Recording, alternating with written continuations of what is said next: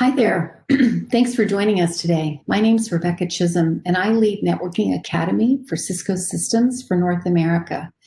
I'm glad you've taken some time to join us today to talk about, is tech the right career path for you? Or, as I put it, how do you find a fun and great paying career or job with a lot of possible options for you that can take you in many different directions? So let's take a look at what we're talking about here.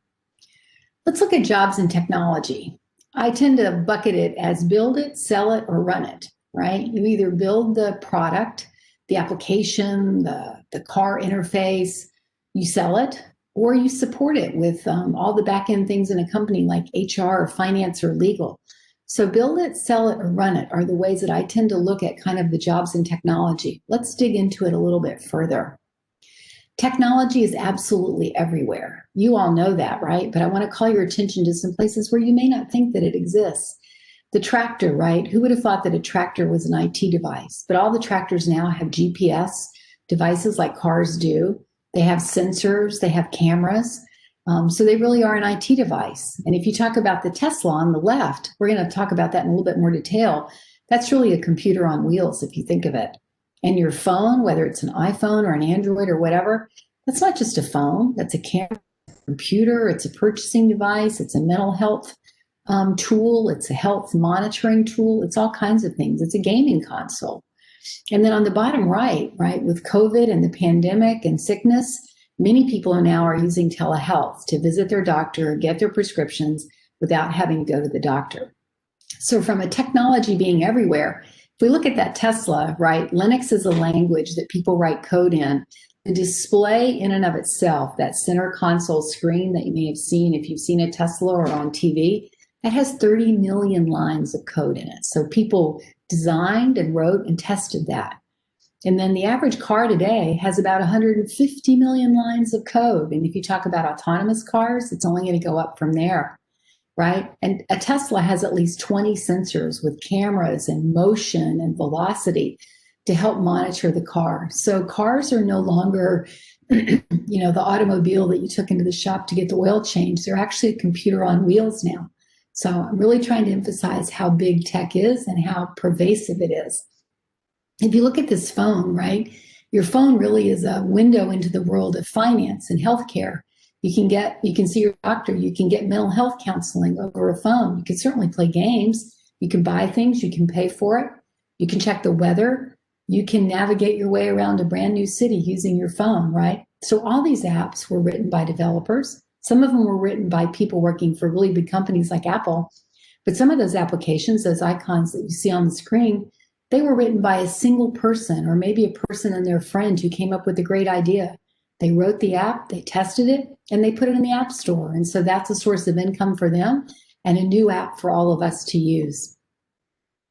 But I want to talk about cyber and networking, right? Because as we've become more and more connected, learning at home, shopping at home, cyber criminals are everywhere trying to steal your password, your social security number, your credit card number.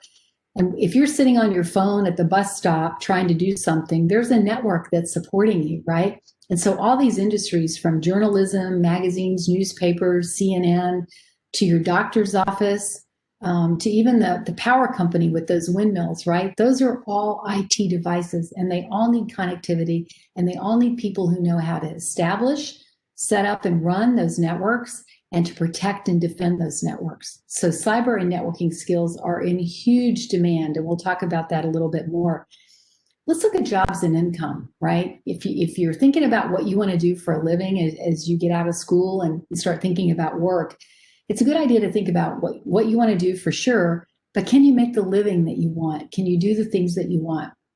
So with technology, you can see there are 12 million people employed in technology in the US, and about almost 2 million of those are software developers. So they're the people that wrote those apps that were on the phone or in the car. But what's really important, I think, is down in the bottom here, which is the technology jobs tend to pay quite a bit more. They pay twice what many other jobs pay, right? So I think if you're looking at how do you support yourself and how do you make money to go travel or get a new gaming console, the kind of income that you can make is important. And also the ability of that job to persist, through economic downturns or through crises, technology is not going away. So did you know that the job you start out in is probably not what you'll do? I started as a high school teacher, and then I learned to write some code, and then I got into the selling side of technology, and I've been in technology ever since, and now I'm back kind of on the educational side. So I would say in my career, I've probably had 3 different careers and 8 different jobs.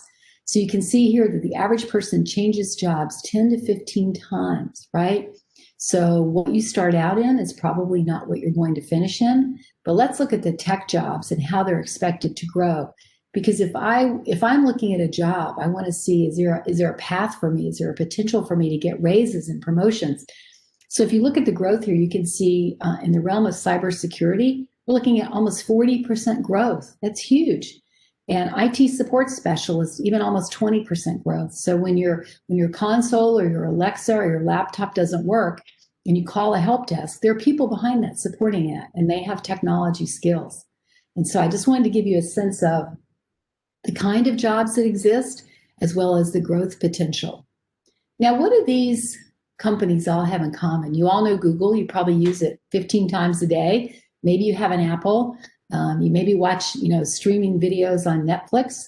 If you're lucky enough to have a Tesla, right? So all of these companies in the last few years have said that they no longer require a 4-year college degree to gain entry and to work for them. At Google, you used to have a master's degree, which is post 4-year university degree, to even be considered. They've all changed now because they realize that college is expensive, and that they need people that have really sound, hard technical skills to do development, to do testing. And so these companies have all relaxed their requirements for having a college degree. But it doesn't mean that you don't have to have skills and training. So let's look at what you can do. What I have up here is the Networking Academy curriculum, right? I know it's a bit of an eye chart, and there's a lot there. On the left-hand side in green are our Explore courses. So those are ones that you can start just to see if this fits you, if it's something that you're interested in, right? You could take an Introduction to Cybersecurity course and see what cyber is about. What is hacking? What's pen testing, right? How does a network work?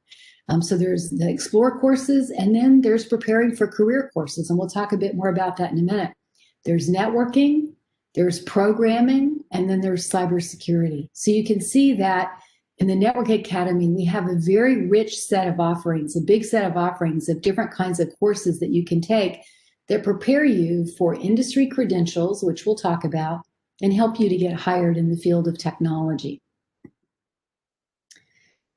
In the world of technology, if you don't have a 4-year degree, you definitely need some digital badges and you need some credentials, and we'll talk about that. Badges and credentials are pieces like if you were ever a scout, you earned a badge for a specific activity. This is a little bit like that, where you take a class, you show that you know something, and you get a digital badge. And that digital badge you can put on your resume, you can put on your LinkedIn profile. And I want to point out that since March, there have been 4 times as many industry certifications issued than the 2 million bachelor's degrees, which are those 4-year degrees, issued last year. So you can see that digital badges are exploding. They're really taking off in terms of schools offering them and employers looking for them. Cisco has digital badges, and I've shown you 2 here. One is a networking Introduction to Cybersecurity badge. The other one is around CCNA, switching, and wireless, right? And so as you progress through a curriculum and as you take courses and learn, you can earn these digital badges that go with you and demonstrate to your employer that you've attained these skills and you know how to do this skill that you've asked for. This is a little bit more about digital badges. You can Google it and take a look and see what's going on. But Google, Amazon, Microsoft, Cisco, many companies now are offering digital badges when you complete a course.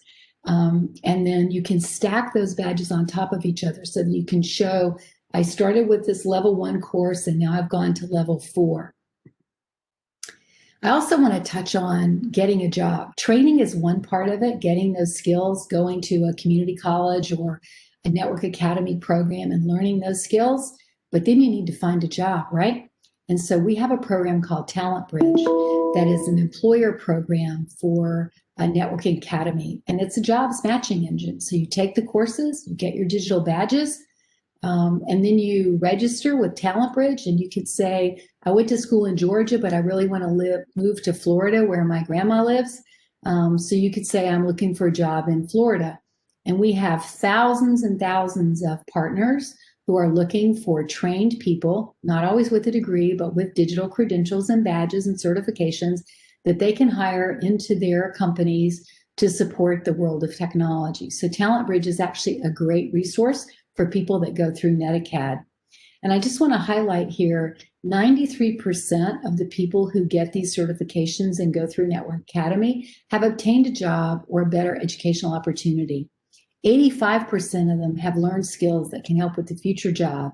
And we have almost 2 million CCNA networking specialists who have found jobs. So I hope this has been useful for you. And I hope that after this session, you'll go join our virtual booth and explore the careers that are there, explore the courses that are there, and see how you might begin to take an introductory course and see if the world of tech is right for you. Thanks for joining me, and I hope you have a great day. Take care and stay well. Bye now.